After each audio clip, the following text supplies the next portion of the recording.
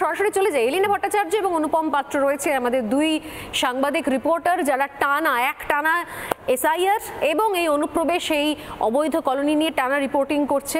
Back to back তোরা একের পর এক কলোনিগুলো যাচ্ছিস, ভেতরে গিয়ে কি দেখছিস? আমি শুনছি, মানে ভিজুয়ালগুলো এসছে, আগের দিন পিঙ্কিও পাঠিয়েছিলাম, আমি দেখলাম ভেতরে দামি ফ্রিজ, এলইডি টিভি, প্রসাধনী সামগ্রী, চুল শুকানোর হেয়ার ড্রায়ার, এবং খবর পাচ্ছিও নাকি বিভিন্ন কলোনি থেকে ভ্যানে করে করে সেগুলো নাকি সমস্ত চলে যাচ্ছে বিভিন্ন চোরাগোপ্তা মার্কেট। কে আবার বিক্রি করছে ওটা? আবার অন্য কোনো নেতা চলে যাচ্ছে না তো? যে নেতাটা ওদেরকে বসিয়েছিল হতে পারে তারা ওখান থেকে তুলে নিচ্ছে।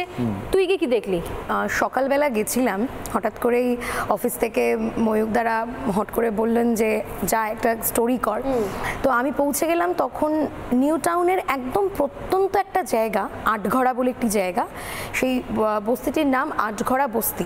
সামনে গেলে আমরা দেখতে পাচ্ছি প্রায় 20 তলা, 21 তলা, 22 তলা বিল্ডিং। সেই বিল্ডিংয়ের মাঝখান দিয়ে কিছু রাস্তা চলে গেছে। সেই রাস্তাগুলো একেবারে দেখলে মনে হবে সেই রাস্তায় গেলে কিছু পাবো না, বা কেউ বসবাস হয়তো করে না, ওই জায়গা বসবাসের যোগ্য নয়। কিন্তু আমি যখন ওই জায়গায় পৌঁছলাম, আমার চক্ষু চড়ক গাছ রীতিমতো। আমি দেখলাম প্রায় কয়েকশো ছোট ছোট অস্থায়ী বস্তি রীতিমতো তৈরি করা হচ্ছে, ঝুপড়ি যাকে বলে, এবং বাঁশ চলছে, হ্যাঁ তৈরি হচ্ছে। কারণ যেখানে স্থানীয় বাসিন্দা যারা রয়েছেন তাদের সঙ্গে আমি কথা বলেছি আজকে, তারা বলছেন যে আপনি এখন কি দেখছেন, আপনি আরও দেখবেন, এখন তৈরি হচ্ছে, বাঁশ পোতা হচ্ছে, আরও লোক আসবে। বললাম কি বলছেন, কি বলছে? হ্যাঁ আরও লোক আসবে, আরও লোক আসা বাকি রয়েছে। তাই আমরা তো উল্টো শুনছি, আমরা তো শুনছি কলোনি ফাঁকা হয়ে বেরিয়ে যাচ্ছে। গল্পটা অন্য, মানে কি যেখানে এসআইআর হচ্ছে সেখান থেকে তুলে নিচ্ছে, আর যেখানে এসআইআর হয়ে গেছে, ফর্ম বিলি হয়ে গেছে, সেখানে গিয়ে প্লেস করে দিচ্ছে। একদমই তাই। এবং তারপরে আমি জিজ্ঞেস করলাম তাদের যে গল্পটা ঠিক কি। এরই মধ্যে আমি একজনকে পেলাম যার নাম নাদিয়া বিবি, তার সঙ্গে আমি কথা বললাম। তিনি আমাকে পুরো গল্পটা বললেন। তিনি অনুপ্রবেশকারী হিসেবে এসেছিলেন চোরাই পথে, এবং দালালের মাধ্যমে 3000 টাকা দালালকে দিয়ে তিনি বর্ডার ক্রস করেছেন। চোরাই পথে তাকে বর্ডার ক্রস করানো হয়েছে। তিনি তার ছেলে মেয়েকে নিয়ে এখানে চলে এসেছিলেন। কোন পথে এসেছিলেন? ওইটা আমার খেয়াল নেই। রাত্রি দালালের মাধ্যমে এসেছিলেন। কত টাকা নিয়েছিল দালাল? 2-3 হাজার করে নিল। আপনার ছেলে মেয়ে স্কুলে পড়াশোনা করেছে, আপনি তো অভিভাবক তাদের, তা আপনাকে কোনো ডকুমেন্ট দেখাতে বলেনি স্কুল? ওই টিকার কার্ডটা দিল, আর আধার কার্ড চাইতেছে বারবার, তো আমি আধার কার্ড করতে পারিনি। এবং তারপরে সেখানকার আরও যারা লোকাল যারা বাসিন্দা ছিল তাদের কাছে আমি যখন গেলাম, তারা বলছেন যে দেখুন এখানে অনেকে বসবাস করে, কিন্তু কালী পুজোর আগে এবং কালী পুজোর পরে এসআইআরের ভয়ে সব পাই করে দৌড়েছে। এখানে আপনি আর কাউকে সেভাবে পাবেন না। কয়েকজন আছে, কিন্তু যারা রয়েছে তারা এখন সব কাজ করতে বেরিয়ে গিয়েছে, তারা ফিরবে আবার বিকেলে। কিন্তু জায়গাটা দেখলে তোমার মনে হবে সেই জায়গায় নিউ টাউনের মতো একটা স্মার্ট সিটি, এত সুন্দর, এত জাঁকজমক একটা এরিয়া, সেই এরিয়ার ভেতরে এরকম গিজগিজ করছে কয়েকশো বাড়ি। শুধু আটঘরা কিন্তু নয়, অ্যাকচুয়ালি গিজগিজ করছে। এবং আমার কাছে সেই ভিজুয়াল রয়েছে, আমরা সেটা অন রেকর্ড আমরা করেছি ক্যামেরায়। বাইরে একটা ঝাঁ চকচকে লাইট ফাইট লাগানো, সাদা নীল রং করা, একদম আটঘরা নয়, বিদেশের মতো। আরো অনেকগুলো বস্তি রয়েছে বিভিন্ন নামের। মাসুদ বস্তি রয়েছে, বাবু বস্তি রয়েছে, সুফি বস্তি রয়েছে। সেই জায়গাগুলো আমি জাস্ট একটু না, আমি না, এটা তো তুমি মানে খবরটা দেখছো, খবরের ভেতরও খবর আছে, যেটা নিয়ে এই সপ্তাহে আমরা মানে অনুষ্ঠানেও করেছিলাম। এটা খুব ইন্টারেস্টিং খবর। খবরটা হলো এই মাসুদ বস্তি। আমি তো বলবো যে আমরা ওই অংশের যে ভদ্রলোক গল্পটা বললেন, মাসুদ বস্তিটা আমরা জানি। মাসুদ বস্তির নাম ছিল মিঠু বস্তি। একদম। মিঠু কে ছিল? মিঠু ছিল মানে অনুপমরা জানবে, এই এলাকা তো ধান খেতের জমি ছিল, ভাঙড়ের লোকজন এখানে থাকতো। সেই মিঠু বলে একজন লোক ছিল যার অনেকটা জমি ছিল, সে বেসিক্যালি সাবলেন্ট করেছে জায়গাগুলো। যে মালিক, যে যাদেরকে দিল সুব্রাংশুদা বসতে, তারা পুরোটা নিয়ে নিল, নিয়ে নাম চেঞ্জ করে বলে দিল কোনো এক মাসুদের নামে মাসুদ বস্তি। পিছনে বাংলাদেশের বস্তি মধুর, ওর বাবার নাম মধু। মিঠুর বস্তিতে ভাড়া আছে বহু বাংলাদেশি। এর আগে আরিফ, তারপরে রহমান, তারপরে স্কুল মাস্টার রৌফ, উনি এইসব সহযোগিতা করেছে, যে তখন ভোটার কার্ড করিয়ে দিয়েছে ওদেরকে। এটা কারা যাদের নাম বললেন? এরা এখানকার টিএমসি এর কিছু। মিঠু বস্তির নাম কেন, মানে মিঠুটা কে? মানে মিঠু ল্যান্ডলর্ড। আচ্ছা। ওনার প্রায় এখানে 3-4 বিঘের মতো জায়গা আছে। তো এবার বাংলাদেশিরা সব এসে তাদেরকে ভাড়া দিয়েছে, এতটা জায়গা করে নিয়ে সে একদম শুধু ঝুপড়ি নয়, সেখানে তৈরি করে ফেলেছে টিনের বড় বড় মানে ঘর মতো। সেখানে ভেতরে গেলে তুমি দেখতে পাবে 3-4টে ঘর রয়েছে ভেতরে। একজনের সাথে কথা বলেছিলাম, তিনি আমার সাথে অনেকক্ষণ কথা বলেছেন। তিনি একটা কথা আমাকে যেটা বললেন সেটা ভয়ঙ্কর, আমি জানাতে চাইবো তোমাদের এবং রিপাবলিক বাংলার সমস্ত দর্শককে। আমি যখন কথা বললাম, তিনি একটা কথা বললেন, জানেন তো যারা এখানে বাংলাদেশ থেকে চলে এসেছে তাদের কাছে কিন্তু মেডিকেল ভিসা রয়েছে। তারা মেডিকেল ভিসাটা নিয়ে আসছে কেন? তারা মেডিকেল ভিসাটা নিয়ে আসছে এই কারণে, তারা এখান থেকে ওষুধপত্র কিনছে, বাংলাদেশে চলে যাচ্ছে ভিসা শেষ হওয়ার আগেই, ওখানে গিয়ে তারা ওষুধটা বেচছে। আরেকটা কারবার, এবং এটা এখানে রমরমিয়ে চলছে দিনের পর দিন। কিন্তু এর সঙ্গে সঙ্গে এটাও হতে পারে যে মেডিকেল ভিসাতে দেখিয়ে হয়তো ঢুকে আর বেরোচ্ছে না। হ্যাঁ, এটাও হতে পারে, করে যাচ্ছে।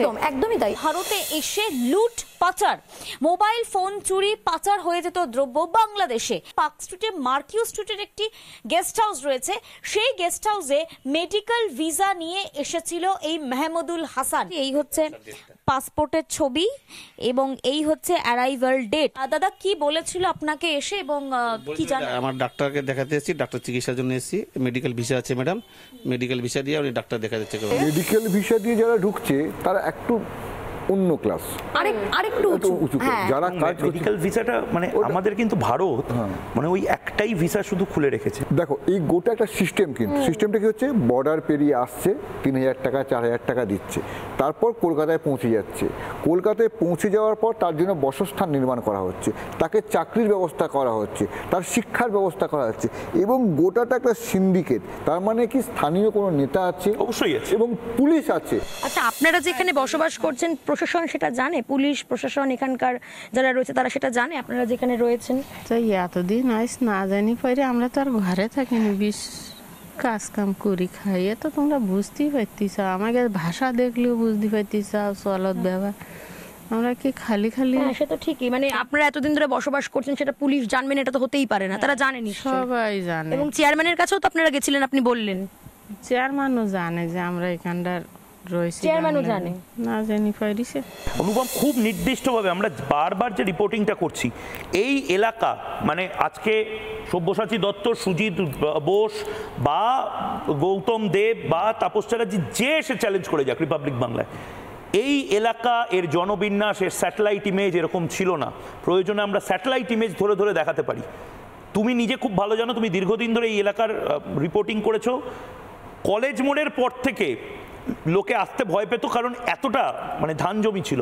সেই এলাকায় ডেভেলপমেন্ট হচ্ছে, আমরা পাগলের মতন সারা দেশে চিৎকার করে বলছি আমাদের এখানে এসো, আর সেই ডেলয়েটের কারখানা ইনফোসিসের থেকে 5 মিনিটের দূরত্বে এরকম একটা রোহিঙ্গা কলোনি থেকে আর ডেভেলপমেন্ট তো হচ্ছেই, কারণ ডেভেলপমেন্ট হবে না কেন? পঞ্চায়েত এরিয়া, বড় বড় বিল্ডিং হচ্ছে, সেখানে ট্যাক্স কম, সেখানে রেজিস্ট্রেশন কম, আর এর সুযোগ নিচ্ছে তো কিছু অসাধু ব্যক্তি যারা বিভিন্ন সিন্ডিকেট চালাচ্ছে। না, আমি জাস্ট একটু ইন্টারফেয়ার করছি। আমি দেখছিলাম যে গুগলে আজকে আটঘরা শুনতে সার্চ করে আটঘরায় কিন্তু বেশ অনেকগুলো নামি ব্র্যান্ডের কোম্পানি সেখানে আবাসন তৈরি করেছে, এবং 2 BHK 3 BHK ফ্ল্যাট সেখানে প্রায় জলের দরে পাওয়া যাচ্ছে, মানে 20 লাখ 25 লাখ 29 লাখ, যেটা প্রায় অসম্ভব সেরকম ফ্ল্যাট, মানে সমস্ত অ্যামিনিটিস সহ, সুইমিং পুল, জিম টিম সহ সেখানে পাওয়া যাচ্ছে। একদমই তো, কারণ পঞ্চায়েত এলাকা, পঞ্চায়েতে রেজিস্ট্রেশন কম, তাদের রেজিস্ট্রি খরচা কম, ফলে যারা আসছেন এখানে তারা একটা বিপুল একটা পরিবার নিয়ে ঢুকে যাচ্ছে, কম পয়সা ফ্ল্যাট পেয়ে যাচ্ছে, কিন্তু তাদের বাড়ির কাজের লোক কোথায় পাবে? এই সমস্ত জায়গা থেকে তারা আসছেন খুব সহজে। বড় বড় ডাক্তারের ঘরে কাজ করছে, বড় বড় ইঞ্জিনিয়ারের ঘরে কাজ করছে, এবং এলাকায় পরিচিতি হয়ে যাচ্ছে। এটা চিনার পার্ক থেকে শুরু হচ্ছে, একদম চিনার পার্ক থেকে রাজারহাট রোড যতটা যাচ্ছে একেবারে এই ডান দিকটা একটুখানি গেলেই এই আটঘরাটা শুরু হচ্ছে, ডান দিক আর বাদিক পুরোটাই বস্তি। এবং এখানে বিপুল পরিমাণে মানুষ, যারা আমি এই অঞ্চলের ছেলে, আমি এখানে বড় হয়েছি, এইখানে আমার পড়াশোনা, আমরা কোনোদিন এরকম দেখিনি। আমাদের কাছে রোড বলতে ভিআইপি রোড, একটা লেন, নামটাই দেওয়া হয়েছিল ভিআইপি রোড, কারণ সেই সময় বাবুরা ওই সময় জায়গা রাস্তা দিয়ে যেত। ভিআইপি রোড থেকে হলদিরাম থেকে ডান দিকে শুধু হোগলা বন ছিল, রাইট, আর একটা মাত্র শুধু আশ্রম ছিল, একটা বুদ্ধিস্টদের একটা আশ্রম ছিল, সেখানে বাচ্চারা থাকতো যাদের বাবা মা নেই, তাদেরকে রাখা হতো। ওর পর গোটা রাজারহাট হোগলা বন ছিল, আর একটা ছোট ক্যানেল ছিল, যেখানে ওই যারা ওইখানকার গ্রামে, কিছু তো গ্রাম আছে ওখানে, স্থানীয় বাসিন্দারাও আছে, তারা গরু চড়ানোর জন্য ওই ওই ক্যানেল থেকে গরুটাকে ধাক্কা মারতো, ওপারে চলে যেত, আবার সন্ধ্যেবেলা ওই গরুকে এখানে নিয়ে খুব ভুল না করলে মানে এই ছিল রাজারহাট। খুব ভুল না করলে মানে আজ থেকে অন্তত 10, 12 বা 15 বছর আগেও কিন্তু এই গ্রামগুলো ছিল, ছবি তোলা হতো এরকম গ্রামেতে, মিউজিক ভিডিও শুট হচ্ছে, ফটো শুট হচ্ছে, এরকম মনে আছে আমার। আমরা ওই অঞ্চলে যেতাম শুধুমাত্র ফাঁকা মাঠের জন্য, ক্রিকেট খেলার জন্য। আমাদের ছোটবেলাটা এইভাবে কেটেছে, এই বস্তিগুলোতে আমরা দেখলাম হতে, এবং মানে পিলপিল করে মানুষ ওখানে ঢুকেছে। শুধু এই বস্তিটার কথা না, মানে ও এর আগে যেটা অসংখ্য বস্তি, মানে নির্দিষ্টভাবে ওই শপিং মলের সামনে দিয়ে প্রথম যে ভিডিওটা এলো, আমাদের প্রতিনিধি শেখর পাঠালো, তারপরে পিঙ্কি গিয়ে পরপর যাদের সাথে ইন্টারভিউগুলো করলো, মানে সেই বাইট বেলটা মারাত্মক এবং খুব অদ্ভুতভাবে। শুভ্রাংশুদা, সোনালি, খুলনা, সাতক্ষীরা, পায়রা, ভোটার কার্ডের জন্য টাকা দিয়েছিলেন? না না, ভোটার কার্ড আমাদের কিচ্ছু নেই এসব। কোন জেলায় ছিল বাড়ি? খুলনা জেলা। খুলনা? 2 বছর হয়েছে। হ্যাঁ, 2 বছর হচ্ছে। 2 বছর? কোথা থেকে, কোন জেলায় থাকতেন বাংলাদেশের? পায়রা জেলা। কোন জেলায় আপনার বসবাস ছিল? বাংলাদেশের কোন জেলায় আপনি বসবাস করতেন? সাতক্ষীরা জেলা। সাতক্ষীরা। বাবার জন্ম বাংলাদেশে, মায়ের জন্ম মনে হয় এখানে হবে। বাবা কোথায় জন্মেছে? বাংলাদেশে কয়রাই। কয়রায় জন্মেছে? 2 নম্বর কয়রা। কতটা ডেসপারেট এবং কতটা কনফিডেন্ট যে ওদের কিছু হবে না। ওরা হাবড়া, গুমা, অশোকনগর, স্বরূপনগর এইসব জায়গায় থাকতে পারতো, ওরা বারাসতে থাকতে পারতো, দমদমে থাকতে পারতো। ওরা জানে নিউ টাউনে এত সিকিউরিটি, এত হাই প্রোফাইল লোকজন, এত কিছুর পরেও ওদের কাজ করা হবে। মুর্দান পুরোপুরি প্ল্যান মাফিক। সত্যি করে বল, টানা নির্বাচন কমিশন করছিস, এসআইআর এর ননস্টপ কভারেজ করছিস, রিপোর্টিং করছিস, লাভ হবে বলে মনে হচ্ছে? আমি আগের দিনও ময়ূকদাকে বলেছি 70 থেকে 75 লক্ষ নাম চোখ বন্ধ করে বাদ যাবে। স্বর্ণালী তখন ছিল না, মানে হিসেবটা বল, নয়তো হিসেব আবার দর্শকেরও মনে হবে, মানে 10% অফ দ্য ইলেক্টোরেট। একদম, কারণ 50% নাম মিলেছে, ম্যাচিংয়ে হয়েছে, পড়ে রইল 50%। মুখ দেখে বলছিলাম যে 20 to 25% শিফটিং ভোটার, নতুন ভোটার, সব কিছু মিলিয়েও যদি 40% ধরা হয় যে ডেড ভোটার, ফেড ভোটার, তারপরও 10% ভোট আছে যারা ফলস ভোট, যে ভোটটা পড়তো 3:30 পর থেকে 5টা 5:30টার মধ্যে। তার আগে তো মানুষ ভোট দেয়, কিন্তু এই 3:30, 4টে মানুষের পরে কে ভোট দেয়? এই যে ফলস ভোটটা পড়ে, এই ভোটটা বাদ যাবে। এবং এই ভোটটা আমি যদি 7 কোটি জনসংখ্যা ধরি পশ্চিমবঙ্গের, 7 কোটি ইলেক্টোরেট মানে ভোটার মোটামুটি, সেখান থেকে যদি 10%ও তুমি বাদ দাও, 70 লক্ষ তো চোখ বন্ধ করে। মানে এটা কেউ, এটা কিন্তু অঙ্ক স্বর্ণালী, মানে 10%, আমি অঙ্ক বুঝে গেছি, কিন্তু 10% বাদ দেওয়াতে সরকার ওলটপালট হতে পারে কি? না, খুব ইজি। 5% ভোট এদিক ওদিক হলে, 5% মানে হচ্ছে যেটা বারবার শুভেন্দু অধিকারী বলছে, 39 to 40 লাখ, মানে 40 লাখ মানুষ যদি আজ হঠাৎ করে খেপে গিয়ে মনে করেন তৃণমূল নয়, সিপিএম নয়, কেউ নয়, আমরা একেবারে বিজেপির দিকে যাব, আজ এই রাতে সরকার পড়ে যেতে পারে। বাই দ্য ওয়ে, এটা আপনারাও জেনে রাখুন, ডেথ সার্টিফিকেট যদি নাও থাকে আপনাদের, আপনারা যদি কোনো ধরনের কোনো অ্যাকশন না নেন, ডিঅ্যাক্টিভেট ওটা অটোমেটিক্যালি হয়ে যাচ্ছে। এটা অটোমেটিক। এবার একটা ফর্মই যাবে না, এত দৌড়ঝাঁপ করতে হবে না যে আমার কাগজ দেখাবেন, কাগজটা দেখাতে হবে। হঠাৎ করে কেউ বলল কাগজ নেই দিখাएंगे, তাহলে কিন্তু তারও ডেট ডিঅ্যাক্টিভেট হয়ে যাবে, সেটা একটা কেলেঙ্কারি হবে। না, একটা জিনিস আমাকে বলছে, এই যে কেন্দ্র জাতীয় নির্বাচন কমিশনেরও টিম আসছে, কেন আসছে? মানে তাদের কাছে কি অন্য কোনো খবর রয়েছে যেখানে কিছু এসআইআর এ গন্ডগোল হতে পারে বা অন্য কিছু হতে পারে?